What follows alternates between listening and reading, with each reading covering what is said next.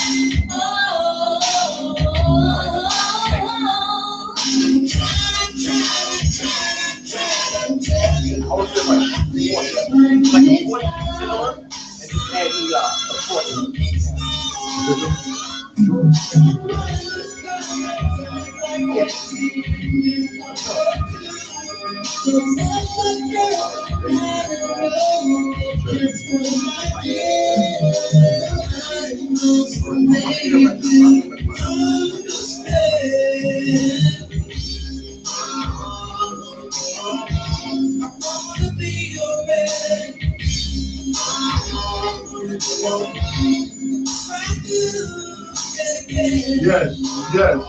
We always gotta start my show out with my theme song. Once again, rest in peace to my cousin Roger Troutman. You will never be forgotten, man. You already know. Today, man, we're not doing no DJs. We're not doing no co-hosts or nothing like that. I have a very, very good friend that I grew up with, man, who's very big in the news right now. I see him everywhere. And I have to say, first of all, when I seen him, I was like, I'm so proud that I know this guy as well as I know him. Grew up with this guy since we were kids. We did a lot of things together. And to see him on the news and important his views and everything so important to the to people that's watching him. I am so proud. There's so many things I want to talk about.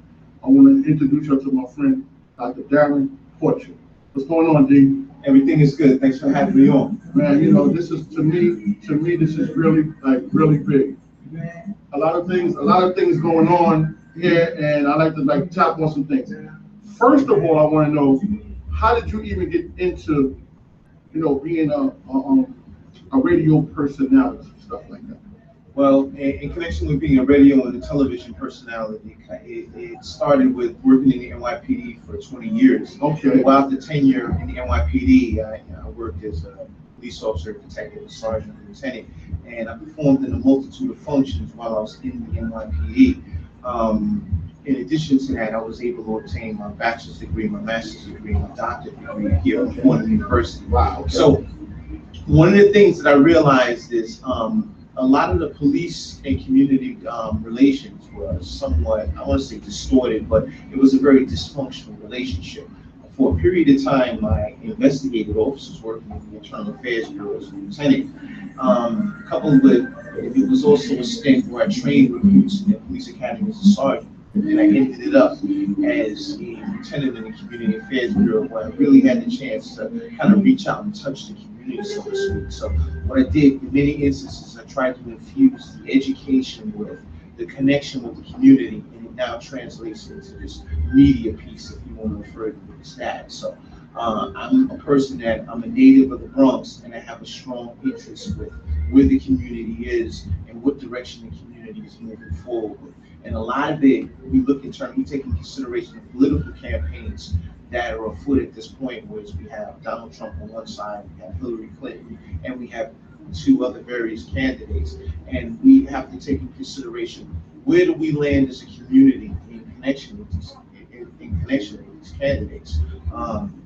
I believe it or not, and in no way, shape, or form do I see myself as a Donald Trump supporter, but one thing that I will say about Donald Trump is I believe what he says he means, whereas oftentimes we look at some of the words that are being relayed by Hillary Clinton, we also feel that it can somewhat be subjective.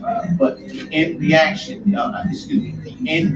goal is which candidate can best suit our communities here in a place like New York City. And oftentimes we take in consideration socioeconomics, because I see myself as a middle class person, but more impoverished communities oftentimes feel a sense of disenfranchisement and they don't have a voice. So who will be that voice that will protrude their ideology and move them forward? And so I look at someone like Donald Trump. I mean, oftentimes people state that he's a person that looks to advance the cause of the rich, and also with Hillary Clinton, many people feel, well, she portrays a message that she wants to uplift the middle class. We really need to see something that's consistent and terminal to our causes as a community. And I just try to do as much as I can to outreach people in these communities so we can reach a conclusion that's logical, and we can elect the right person that will fulfill our needs as a community. Okay, now a lot of people, like I said, when I watch your interviews and I watch you on various stations, one of the things that I see that when after you do a broadcast, a lot of people call back in. How do you know how the people feel about what you're saying that's going on the stations? Well, it's social media now. The world is no longer flat, whereas social media connects people like at a moment's notice. So oftentimes people reach out to me on various social media circuits, such as on Twitter, Dr. Darren Porcher at Twitter, or you can reach me on Facebook at Dr. Darren Porcher, and the same goes true on Instagram. Just social media is connected so many different aspects of us as a society, and that's how I oftentimes receive feedback, be it positive or negative, in connection with what direction I should move towards and what adjustments I need to make moving forward. Okay. Now, as you being an officer, there's two sides of this fence that we see. Now, as an officer, how do you feel that, like you said, the middle class are being treated right now? How do you feel we're being treated right now? Well, I think that there's a tremendous dysfunction in policing in this age. We have to take into consideration the way policing is set up. You have an order maintenance component, which is primarily enforcement, and then you have the service-related component, which is actually 90% of all policing. When you look at the budgets for police departments, they're overwhelmingly geared towards order maintenance, which is enforcement. However, that 90%, that service-related piece, is being drastically left out. And when we look at more so particularly the communities of color, they tend to be disenfranchised because they're not being serviced, and the focus is the order maintenance, arrests, summonses, and things to that effect. So that's where I feel that the police departments, not just in New York City, but from a national perspective and even internationally, have caused this disenfranchisement between the communities of color or the socially economically impoverished communities. They're not being serviced the way they should be. And there's two components of policing that need to be addressed. We have a cultural component which focuses on the actual structure of policing. Executives, police executives, all the way down to the officers, and that's where the policies are created. And then we have the second component, which is the cultural piece. And that cultural piece is how police assess and engage with the communities. Now, that cultural piece is drastically out of touch with society, because oftentimes I see police officers that refer to people in the street as thugs, hoods, lowlives, things to that effect. In actuality, individuals in these communities should be referred to as customers, because police are public servants and their job is to serve the public accordingly. But police departments have drastically put this on the shelf in the focus of order maintenance, which is the enforcement piece. Now, I mentioned the organizational structure. The organizational structure of policing has to readily address a lot of the issues in these communities. And once they understand what these issues are, it needs to trickle down to the rank and file. The solution needs to be sound. Because if you don't have a sound solution that translates into these communities, you're going to have an ever so evolving dysfunction between police and community. Okay. My partner, Big Al, he wants to ask you a couple of questions, so we'll join in the conversation. Good afternoon, Darren. Great having you here. Thanks for having me out. Pleasure. In that dysfunction that you speak about, in order for that to change, I understand that we obviously need to change, okay? But in that change, how do we educate our youth and the people in the urban areas before the law enforcement can make that change effective throughout the global world? How do we change that? That's a good question. One of the first things is we have to understand what our standing in society is as, let's say, individuals within the urban community. We all strive for success. And how can we achieve success? Oftentimes, we in these communities of color see the police department as the bar that prevents us from obtaining success. One of the things I tell people all the time is when you have street encounters with police, that's not the place where you can win your battle. You have to submit to whatever an officer asks you, whether it's a search, a line of questioning, etc. But if an officer stops you and you feel that you're being violated as to, look, why did you stop? That's not the time to engage in that discourse. Give the officer your name, you follow whatever those instructions or commands may be, and then you move forward and you make a complaint against that officer, be it an Internal Affairs Bureau, a Civilian Complaint Bureau, or you can even make this complaint federally. But that's where you win these cases, or you can file a lawsuit in civil court. But that's where you win these cases. That's where you win. You don't fight battles that you can lose. So we don't want a situation where our records will be scarred based on a negative interaction with police, which is something that happens oftentimes in these communities of color. We want to fight battles that we can win. So that being said, we the community leaders, it's of essence that they connect with the people at the top and the bottom. When I say the top and the bottom, oftentimes the community leaders have a voice. So when we take in consideration, let's say organizations like Black Lives Matter, and let's say we have a multitude of different organizations that support people within these communities of color. In no way, shape, or form am I saying I support or I'm against any of these organizations. But what I am saying is those individuals that are community leaders, they have a voice. And believe it or not, they may echo a sense of disenfranchisement, but in actuality, they're not disenfranchised because they have a voice and that voice gets heard. The people that are at the bottom of this, when I say the people at the bottom of the spectrum, I think in terms of the 15-year-old that comes out and plays basketball. He or she doesn't have that connection with the community leader. The community leaders have to bridge the gap between the people at the top and the bottom. So the amalgamation of community leaders and just the average people in the community must come together and make their solutions and apprise what they feel is necessary solutions, and present those solutions to elected officials and police executives. So we have the community leaders, police executives, and elected officials. That trilogy, or those three individuals, those groups must come together, and that's where solutions will be formed moving forward. Because if we don't vote for the right people, and this goes back to what I mentioned earlier, if we don't vote the right people in, they have a 4-year term after, like let's say a mayoral candidate.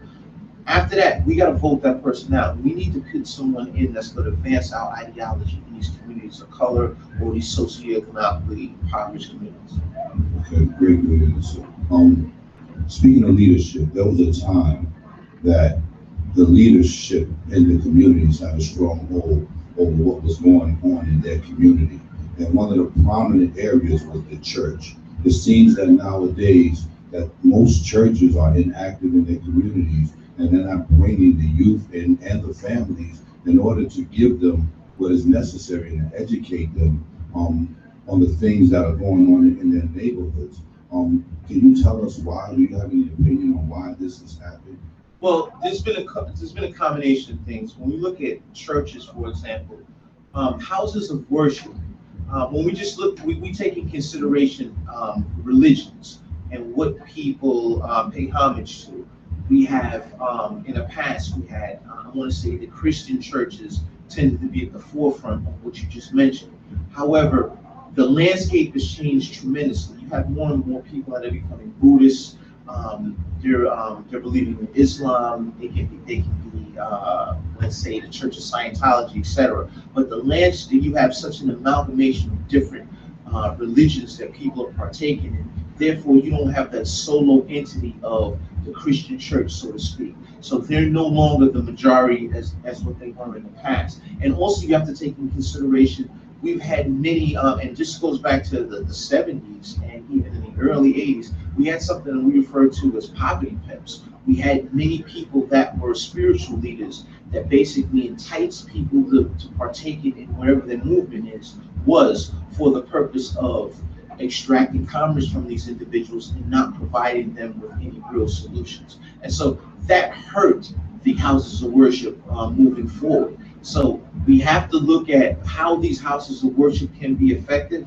And the key to that is you don't necessarily have to be a part of any religion or any faith, but they can play a role in the process. But you can't look to the house of worship as a sole means for gaining a voice in society, because we just have so many differentiations moving forward.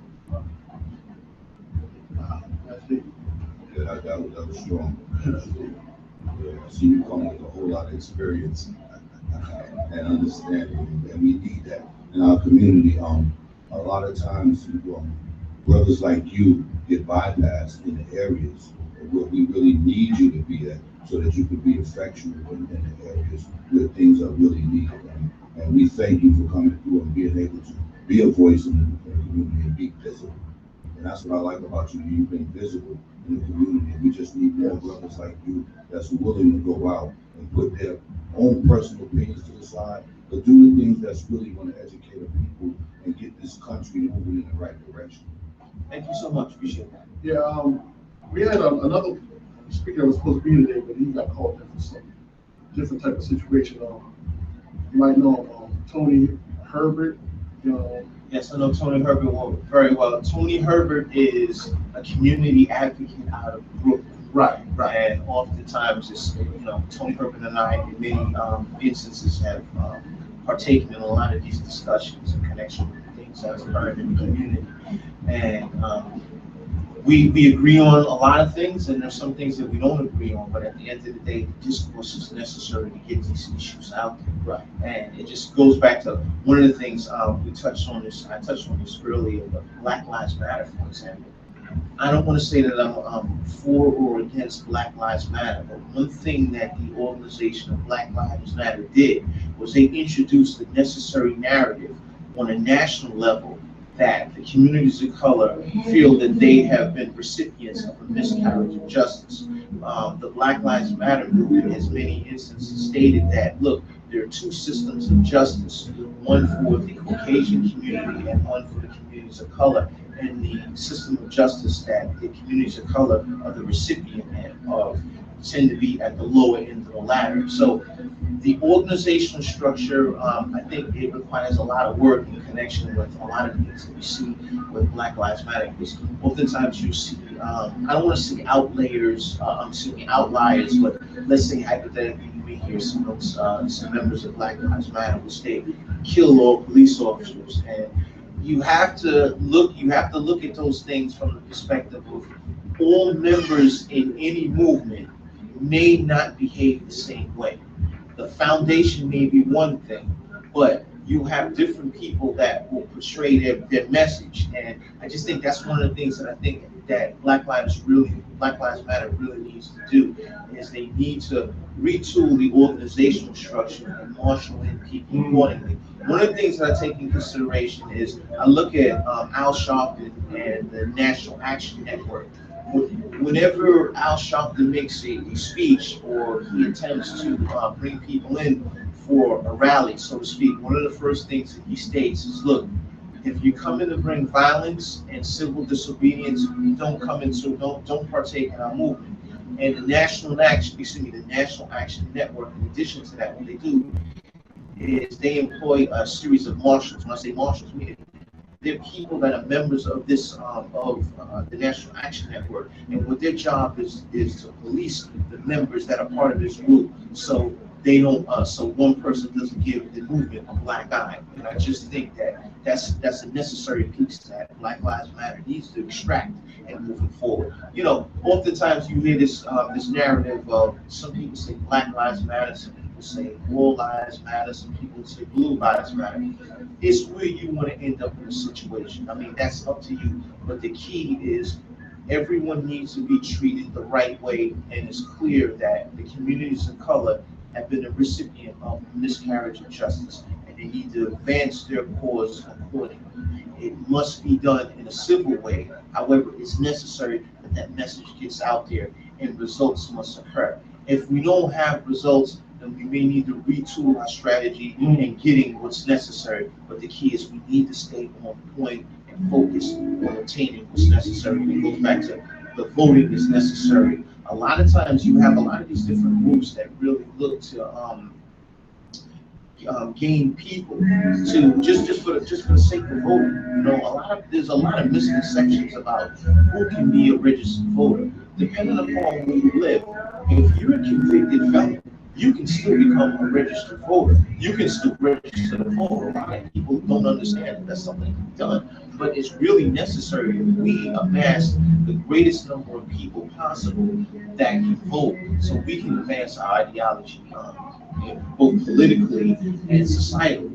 And you know, it's another thing. I live in New York City, and I don't see myself as a racist in any way, shape, or form, but I genuinely believe moving forward, the next mayor that we have is going to be a person of color, and moving forward, we're going to have a consistent. We're going to have consistent incumbents that are members of people of color, because when you look at the dynamics, or I want to say the demographics of New York City, it's ever so evolving. And you look to the people of color, and we're now becoming the majority here, and not the minority. We have 8.5 million people here, and the people of color are really having a stronger and stronger voice. So just watch out for that, because it's going to happen. And quote me on it. Okay, we're gonna take a break, and after we come back, I want to talk about the mayor and how do you feel about the job he's doing since he took over office. All right, and we'll get into that. We're gonna take a musical break, and then we'll be right back.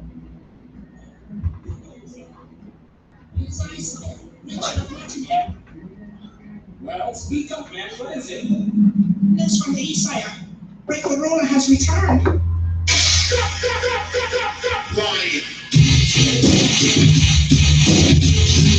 I wish I would have knew Tony was coming, because I would have got it in here. I would have told you.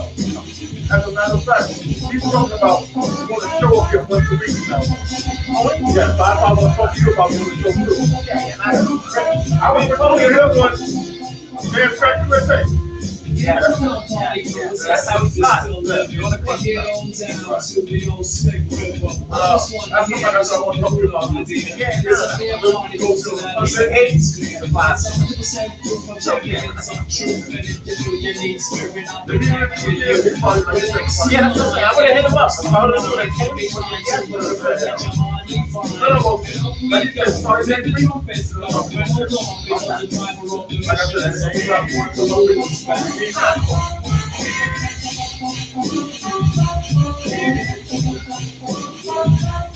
the tattoo people over it. Nah, yeah.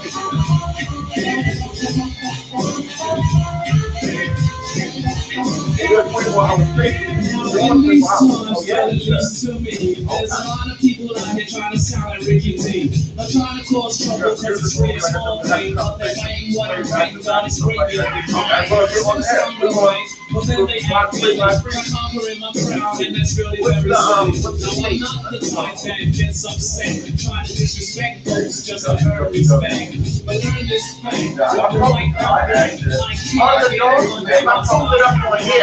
jealousy and envies are done one's tools. So Ricky says nothing, he keeps his cool. Revenge is not a mission that the rulers on, just because history claim of the wrong that's done. So what we go, let the trumpets blow, and hold on because the time we're on the mission is a pro. The rule is right.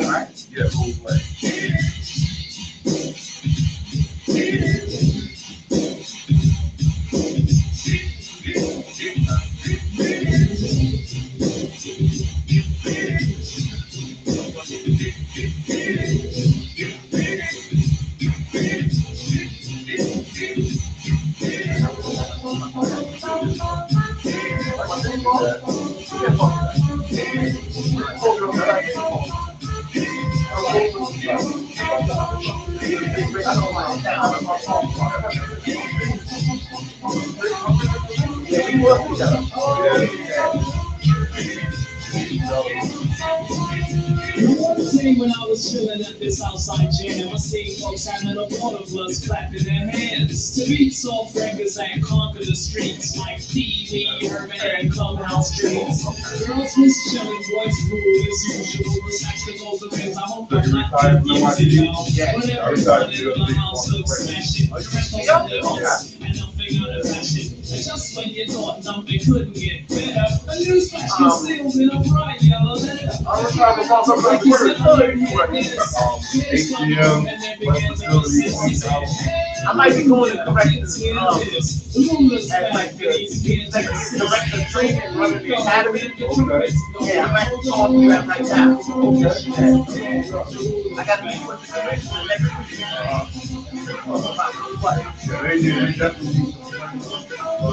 We need a whole lot of it. That makes the state control.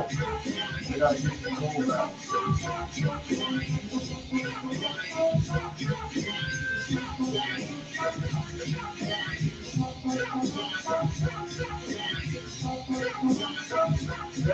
Yes. The rule is back. They bring the rule, man. That's legal. So, let's get back into the conversation about the mayor. A lot of people have mixed views about how the mayor's doing his job right now. I'm gonna give my opinion after you speak. So what do you feel how the mayor's doing as far as being the mayor? Well, when Bill de Blasio ran, he ran on a ticket to Tale of Two Cities, and he felt that the Bloomberg administration was not addressing a lot of the issues connected with the socioeconomically impoverished neighborhoods. And he felt that, when I say he, meaning Mayor Bloomberg, felt that the diversity factor was null and void in connection with the Bloomberg administration. I agreed with that, and I felt that, look, but it wasn't necessary to have a change. I worked in the NYPD under the Bloomberg administration, However, when de Blasio came into the mayoralship, he has failed to execute on a lot of the policies that he ran on the platform and that he stated he was going to do. So I'm a firm believer in this. If you run for office and you now become the incumbent, you have a year. After a year, you own everything that's there. So you can't say, look, it was Bloomberg's fault. He's now been in office in excess of what, 3 years now, 2.5, 3 years, and there are a lot of policy changes that I feel that we failed to reach the mark. One of the points was just bringing in Police Commissioner Bill Bratton. If you remember, Bill de Blasio echoed the fact that the stop and frisk was a criminal process that the NYPD was embarking upon.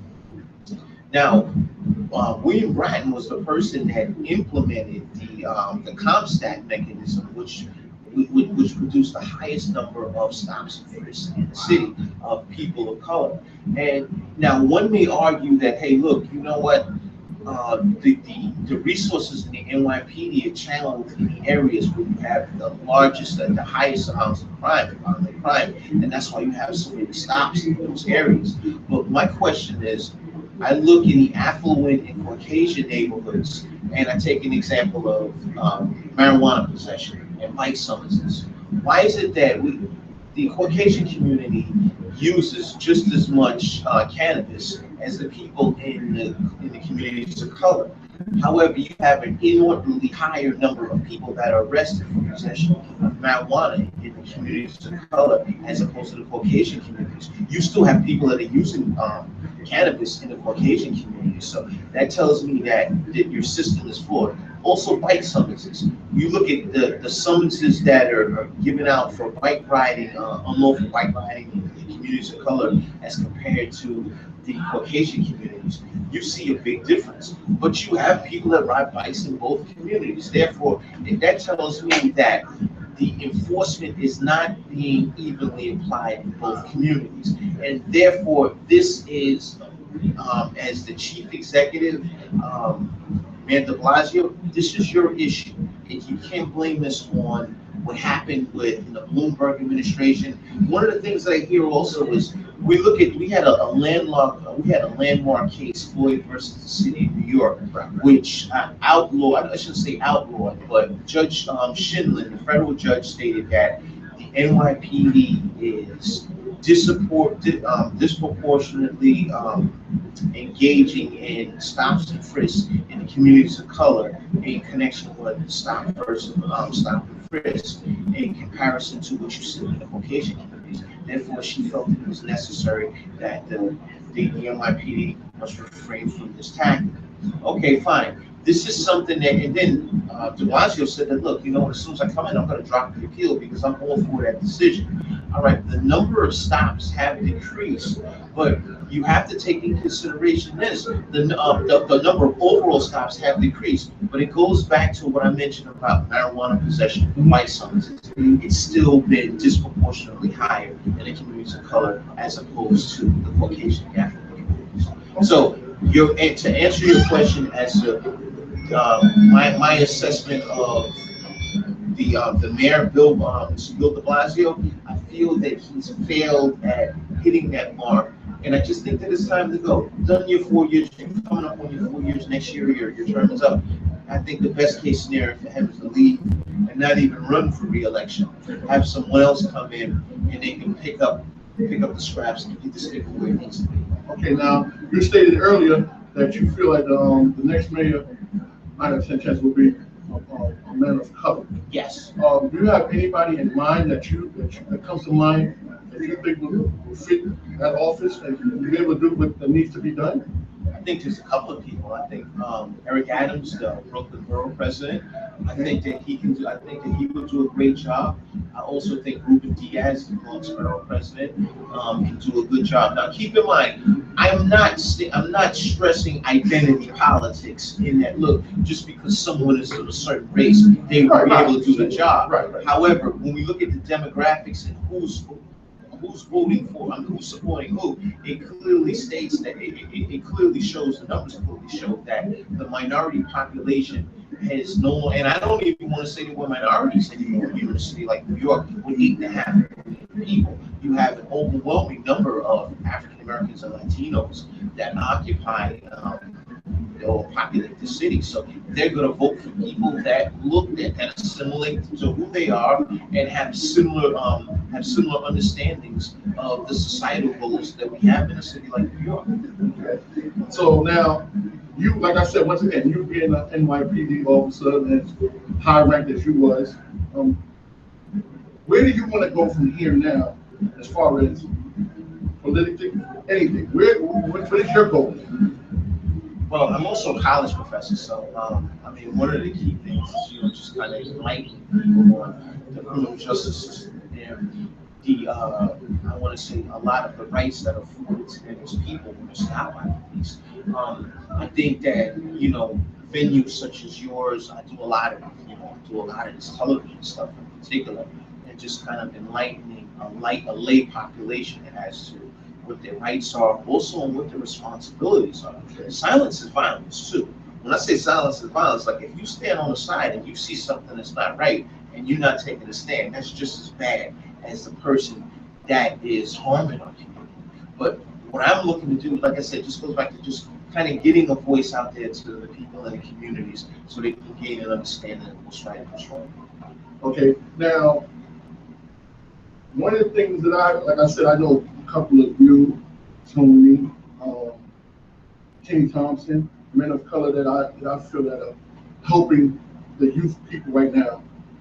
As far as talking to people watching you on TV and stuff like that, what do you feel that where we need to go right now to make this a better place as far as the people of color? What do we need to do to make this better? We need to buy into the philosophy that we own this. And when I say buying into the philosophy that we own this, African Americans and Latinos, we're no longer minorities in a place like New York City. Okay. We are in the driver's seat. Therefore, we need to take possession and fulfill our destiny. And if it's socioeconomics, meaning building businesses in these communities of color, or voting in the right elected officials that can advance our ideology, that's us taking control of our destiny. And I think it's something that's very possible, and that's why I mentioned the next mayor moving forward, I believe, is going to be somebody, a person of color. Okay. Now, we always had leaders, like you said, like Al Sharpton, and like the Malcolm X. Who do you feel is going to be our next leader to take us to another movement? And that's a real difficult assessment to me, because there's just so many things that happen moving forward in connection with who the people want in that position. There's just so many. I think that I think the well of talent is tremendous. You mentioned Ken Thompson. We grew up with Ken Thompson. That's right. As adolescents from when we were 13 years old. That's right. So I mean, Ken Thompson is the first African American elected district attorney in the county of Brooklyn.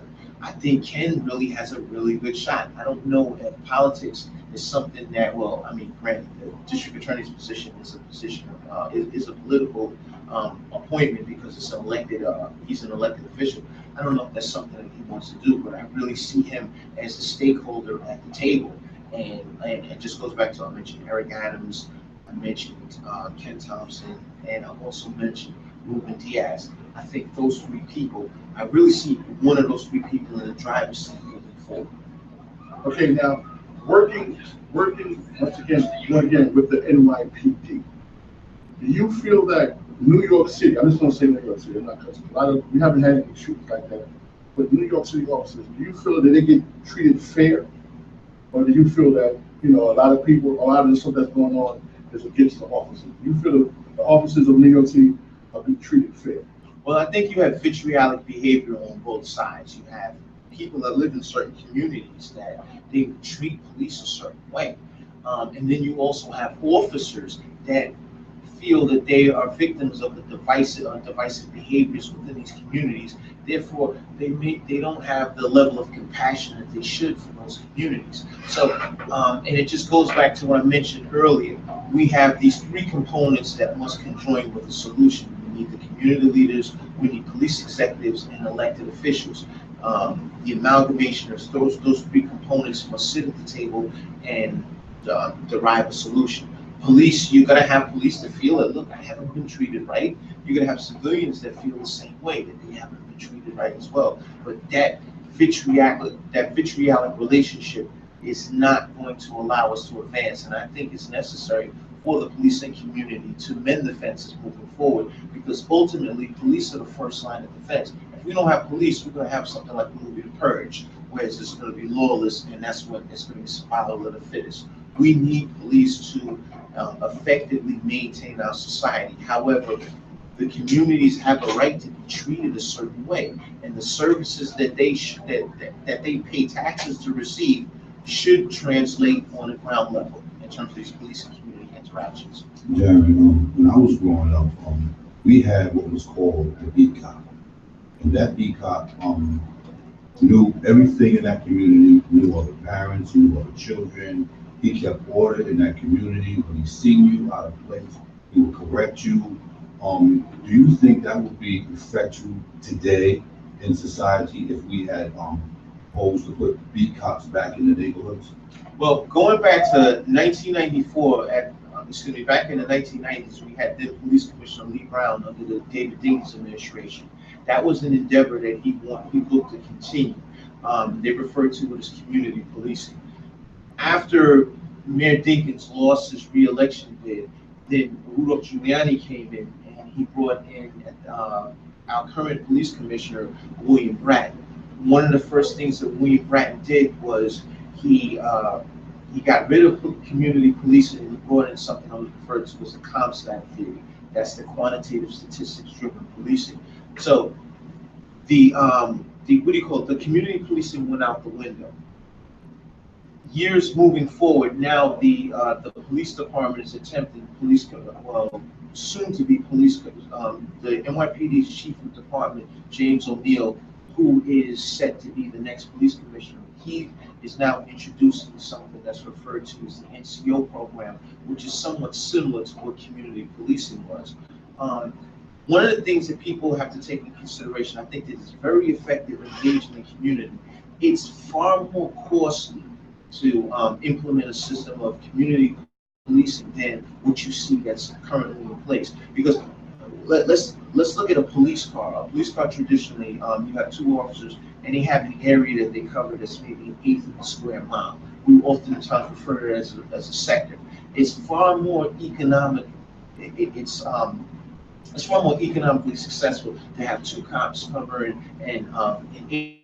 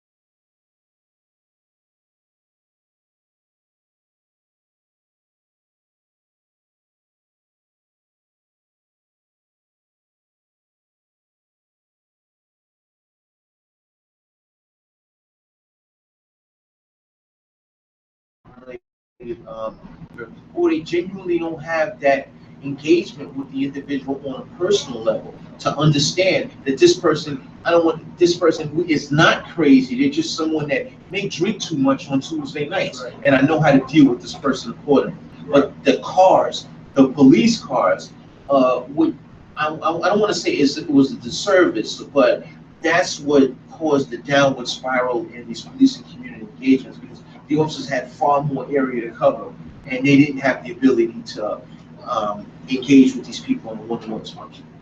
So when Breton came on to do these stats, so-called CompStat. comp stats to pinpoint where the high crime areas, things like that, and where they felt like policing was most needed, did they zone in on some of these areas and say, you know what, because we're having so much problems over here, we'll eliminate this sector patrol and put a few community officers in the area so that we can kind of get a handle on some of these things? Why they're not thinking that?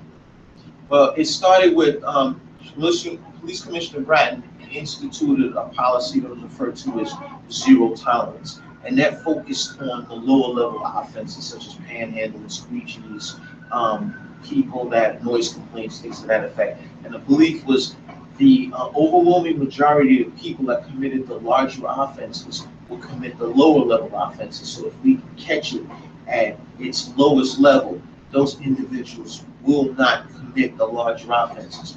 That was somewhat true to a point, because we go back to 1992, 1994, we had upwards of over 2,000 homicides in the city. So it was a credible strategy. However, that was good as the groundbreaker. Moving forward, what do we do to maintain that relationship with police and community? And you have to, that quantitative statistics-driven policing, that quotas is what many people refer to it as.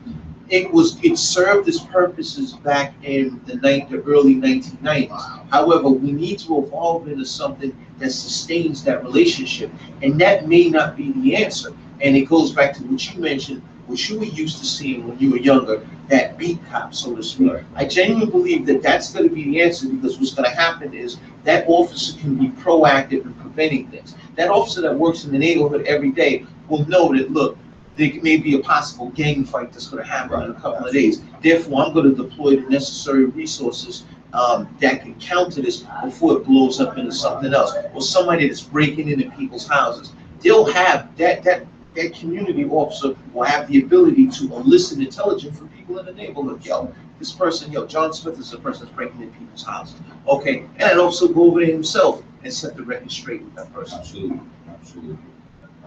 So, change always takes time. But as long as we can get a focus on a direction and navigate through the things that are necessary, so we can clean up these communities the proper way without it always having to be an effectual arrest to try to get the message out there. Because a lot of times, people aren't educated. They just don't know. They don't understand the laws. Okay, they think because they watch TV and what they see on TV is the answer, they can go and do anything. In schools, they're not educated. The parents don't have a clue either. You have the disparity between the ages where there were parents raising the children, now there's children raising children. So there's a disconnect somewhere in our community, and we need to bring that connect back together. Absolutely, well said. Out of all the stories that you covered, which one comes to your mind that was like the most prison that really just sticks to you, that you touched on? That's like, I see you cover a lot of different things, but there have to be that one that you covered that just sticks to your mind. Which one is that? It's really difficult to say, because a lot of it is dependent upon the timing, what has happened. One of the things that I can remember that was a real issue was, I go back to the Michael Brown, Darren Wilson shooting that happened in Ferguson County. There was and it goes back to this, this divisive relationship between police and community. Michael Brown was, and we're going to those, everyone is familiar with what happened in Ferguson County. Michael Brown was somebody that was, Officer Darren Wilson attempted to stop him. The two got into a fight, and then Officer Wilson subsequently shot and killed Michael Brown.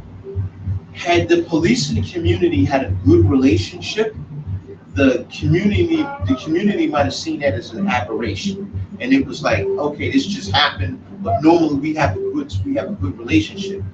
That divisive relationship between police and community had been mounting for so long, and the byproduct of the Michael Brown shooting was what happened, that convulsive situation, the riotous behavior that happened now in Ferguson County.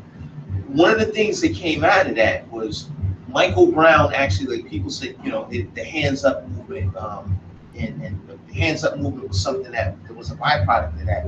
In actuality, that's not what happened. There was a violent struggle between the two, and that's why Officer Wilson shot him. But bad intelligence came out initially, and the police department didn't get in front of it the way it should have. They should have introduced the narrative of what actually occurred, as opposed to clamming up, and then it became this combustible situation. But it just goes back to, they had a bad relationship, but it was a bad relationship that was constantly building. You had a quota system that targeted these minorities in these communities in Ferguson County, so they just felt that enough was enough, and this was the release valve. And so that the reason why that really weighed on my mind is because I said to myself, wow, had the Ferguson County PD released Darren Wilson's name in the beginning, because that was one of the things. Well, why don't you tell us this person's name? So a lot of anticipation arose based on that. Then the scenario that happened, you know, they could have put more. Ferguson County could have put out more information than they did. Not saying that it would have created a problem from the prosecutorial stage, but it would have calmed these communities. And I look at that situation and I say to myself, wow, you know, I was glad that I was able to partake in that in terms of getting this out there from a media perspective.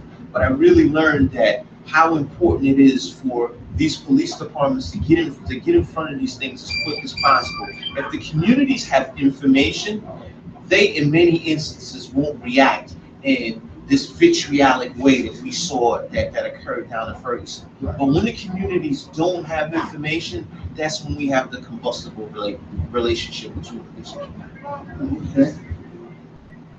Well, you know, like I said, Darren, like I said, I'm very happy to know you as long as I know you, and know how deep that you were, how deep that you are now, as far as the community, people listening to you. Because every time I see you on the news, it makes me more interested in what you was talking about.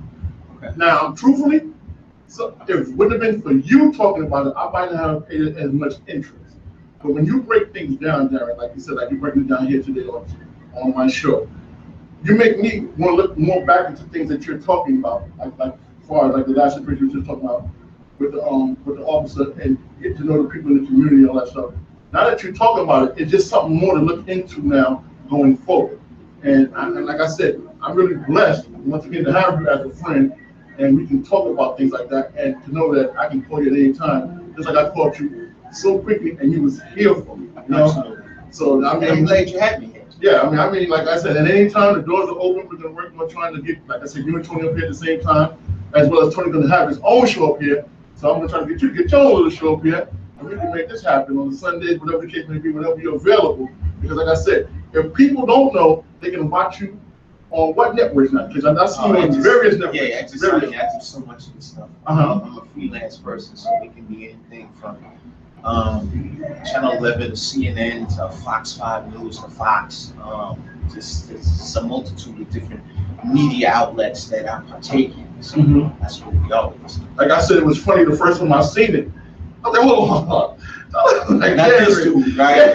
Because you know, like I said, because we done been through so much growing up that, you know, like when I seen y'all was trading music, playing basketball, you know, a lot of things together. But you know, like to see you prospering the way you are, I'm really happy, man. I'm really feeling like, now the political part of it, you don't think that you can like run for an office or run for like, you know, like a county, I mean like a borough president or something like that. You know?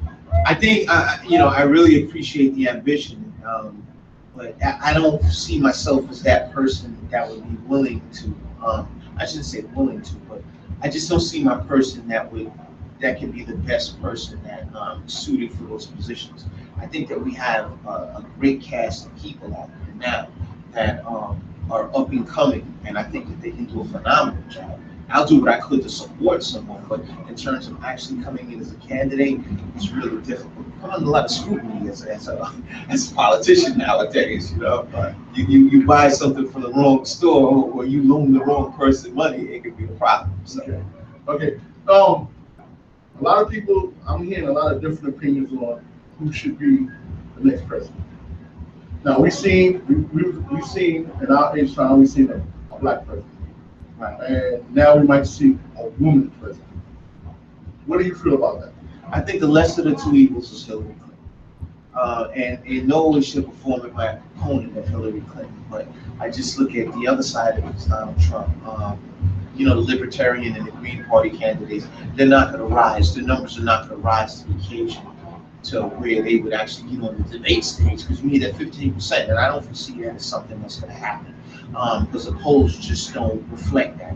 But in connection with looking at the two candidates, I saw, you know, a lot of Donald Trump's tax plans, for example. They tend to placate people of more, the richer community is going to be more, they're going to be more apt to receive the fruits of his labor than someone like Hillary Clinton. I also take in consideration the experience factor. I mean, I'm an ex-military. I was an officer in the Army for a period of time, and I just think that she has more experience in connection with foreign policy in that she was the former Secretary of State. So a lot of those engagements with the foreign nations, I think, are something that's terminal for us as a nation. I don't believe Donald Trump is someone who's exhibited that trait. Donald Trump is someone that I find that if he gets upset about things, he's not as willing to do some things you should speak on, some things that you shouldn't speak on. When you look at, example, the attacks on the Gold Star family, you know, I think that was one of those things that Donald Trump, he failed miserably on, whereas the family stated that Donald Trump wasn't fit to run to hold the office of president. Donald Trump could have said, look, you know what, I think that the two of us disagree on that particular topic. However, I do support and salute them for their son's service to this nation. That should be the end of it. That back and forth, I don't know if the mother was able to speak. I think he shot himself in the foot with that. I think Hillary Clinton has held a more sound position, but she has some issues too. Whether we look at, you know, taking into consideration what happened to Benghazi, the email, or even the Clinton Foundation for that matter, there are a lot of questionable attributes in connection with who she is. But the lesser of the two evils, I believe, is Hillary Clinton. And when I look at us as a middle class, she's not going to make us rich. I don't think that she's going to take us to the next level, but I don't think that we're going to float. We're going to dive into the ocean the way we would if Donald Trump was elected president. All right. Well, I just want to say once again, thank you for coming through. Thanks for having me. And the doors are open anytime you want to come through. It's not a problem. And we look forward to working with you. Big Al, is there anything else you want to say before we get up out of here? To Dr. Portia? Just again, thank you for coming through. It's an honor, privilege to have you here with us. God bless you. God bless you too. All right. Last but not least, I just want to say, like I said, we talk about Kenny, you, so we need leaders like you to keep stepping up. And once again, at any point, anytime you want to come through our Access Radio, the doors are open. I appreciate it, but you know, don't discount your contributions as well. You're the voice of the people, and without the voice of the people, we have no true democracy. Our constitutional amendments dictate freedom of press, and that's something that you're doing here. So you're doing just as much, if not more so, by getting out the words of the people. And I thank you for your contribution as well. That goes to say that my partner Big Al and my partner Santiago, when we talked about doing the station, we was looking at different outlets. We just didn't want to just be a hip hop station or just, so coming in with different, angles, like talk shows like this, don't have to be just, it's just communication. We're getting out to the people. This is what this radio station is all about. And like I said, once again, I want to thank you for coming through, man, and the doors open anytime. Thank you so much. All right, man. Our Access Radio, man. We want to thank y'all for listening in, and peace. Thanks, Steve. You know, really, no, that's crazy. Now, you keep it the